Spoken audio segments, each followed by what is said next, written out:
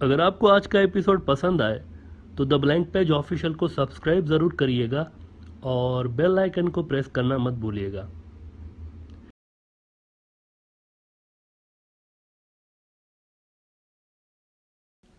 कल के एपिसोड में ब्रॉडर व्यू में यहाँ पर एक बात हुई थी कि इंडिया की हिंदुत्व रिजीम अमेरिका के लिए लॉन्ग रन में लाइबिलिटी है।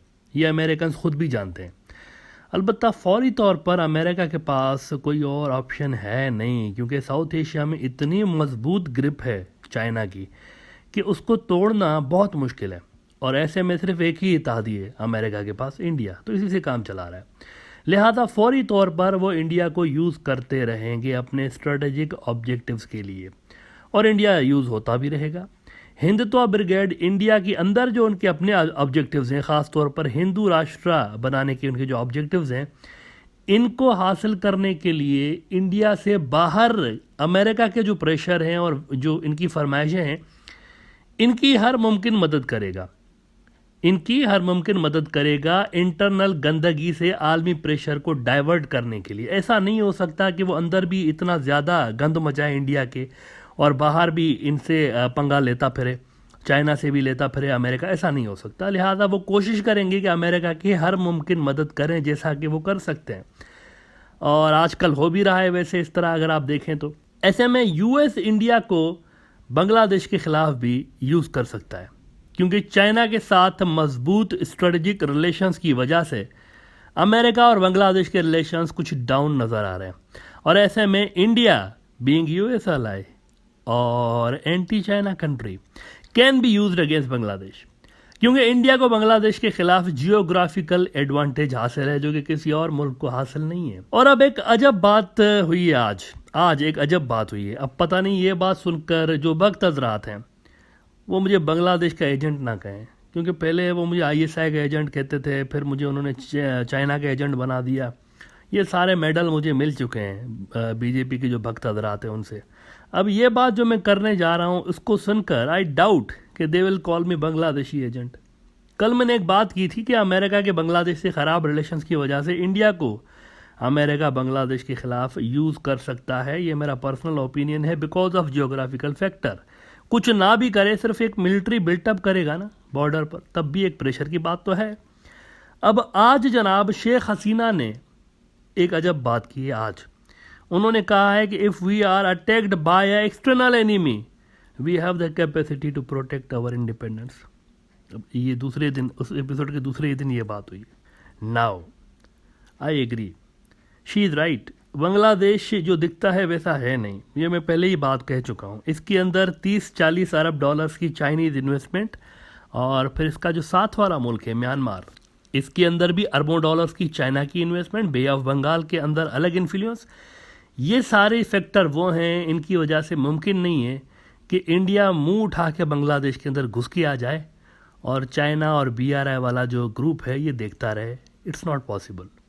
हम ब्रॉडर व्यू में ये बात कर चुके हैं कि चाइनीज़ ने डिक्लेयर कर रखा है कि बांग्लादेश पर हमला, हम पे हमला तस्वर होगा। उन्होंने डिक्लेयर कर रखा है। और चाइना अगर कूदा इसमें इंडिया के ख़िलाफ़, तो ये बात आप लिख के ले लें मुझसे कि पाकिस्तान खुद ही सेकंड हो जाएगा इस जंग में, क्योंकि पाकिस्तान और चाइना दो फ्रंट नहीं है। हम कहते रहते हैं ये एक फ्रंट बन चुका है इंडिया के खिलाफ। तो बांग्लादेश पे हमला आसान बात नहीं होगी, एक बहुत बड़ी रीजनल गेम शुरू हो जाएगी अगर ऐसा होता है तो।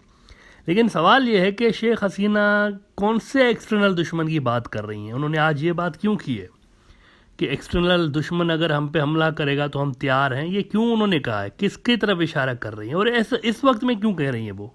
ऐसा क्या हो गया है, क्या हो गया है रीजन में कि उनको ये बात कहने की ज़रूरत पेश आई है?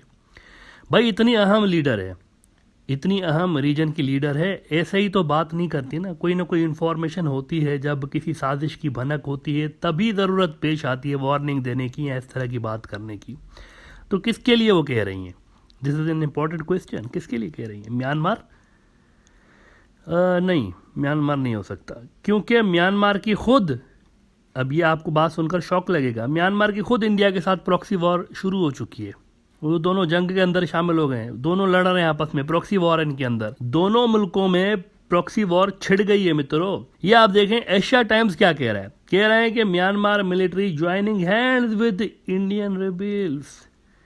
इंडियन बागियों को मदद कौन कर रहा है? म्यांमार की आर्मी। ये जो नागालैंड, मणिपुर, मिजोरम, आसाम को अलग मुल्क बनाने के लिए फोर्सेस लड़ रही हैं ना, म्यांमार इनको प्रोटेक्ट कर रहा है, इनकी सपोर्ट कर रहा है। क्यों?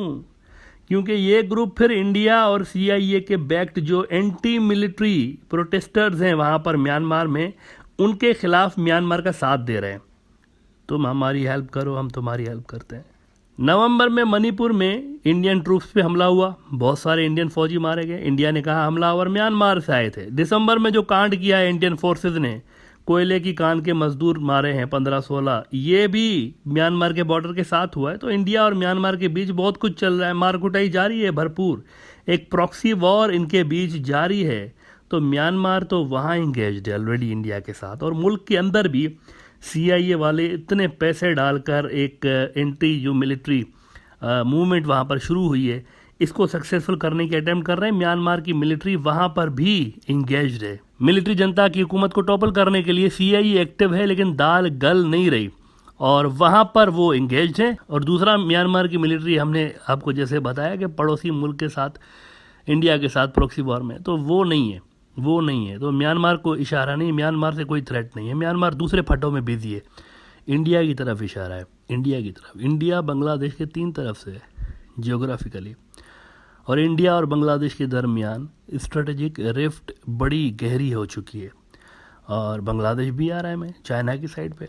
हालांकि वो अमेरिका का दुश्मन नहीं है। आज भी हम ये समझते हैं कि ये जो एक बहरान पैदा हुआ है अमेरिका और इनके रिलेशन में, ये मिलिट्री बहरान नहीं है। बांग्लादेश इसको हल करने की क्षमता रखता है और शायद कर भी लेंगे। जैसे पाकिस्तान है, पाकिस्तान का मिलिट्री फटा नहीं है, और फिर उनके भी तो आप देखें ना, मामलात ऊपर नीचे होते रहते हैं ना अमेरिका के साथ, वो इसको कवर कर लेंगे। लेकिन बहरहाल एक रिस्क तो है।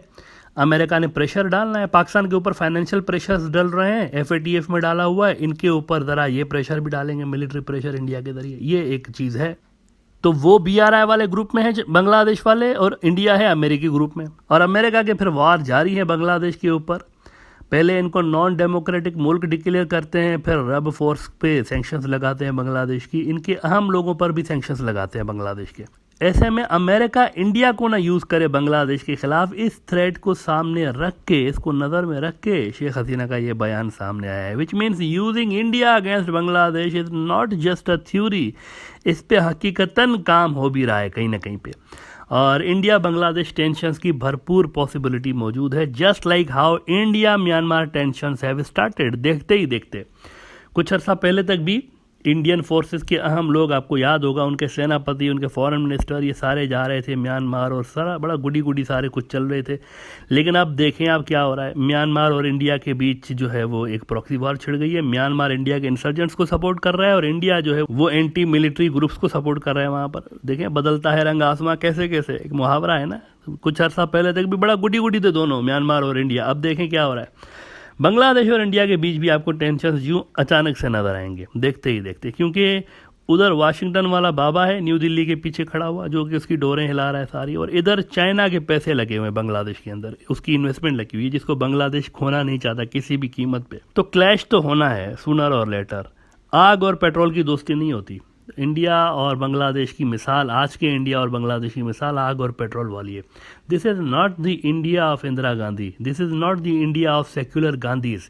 ये अलग इंडिया है, ये वो सेक्युलर इंडिया नहीं है जिसको बांग्लादेश जानता है ट्रेडिशनली। आज के इंडिया में बांग्लादेश एक दुश्मन मुल्क के तौर पर इलेक्शन के अंदर बिकता है, उसके खिलाफ वोट बैंक बनता है, उसके खिलाफ आप देखें आसाम के अंदर और वेस्ट बंगाल में एक वोट बैंक उसके खिलाफ, उसकी नफरत के खिलाफ बिकता है, यानी उसकी नफरत में वोट पड़ता है वेस्ट बंगाल में और आसाम में। तो आज का इंडिया वो इंडिया नहीं है जिसको बांग्लादेश जानता है।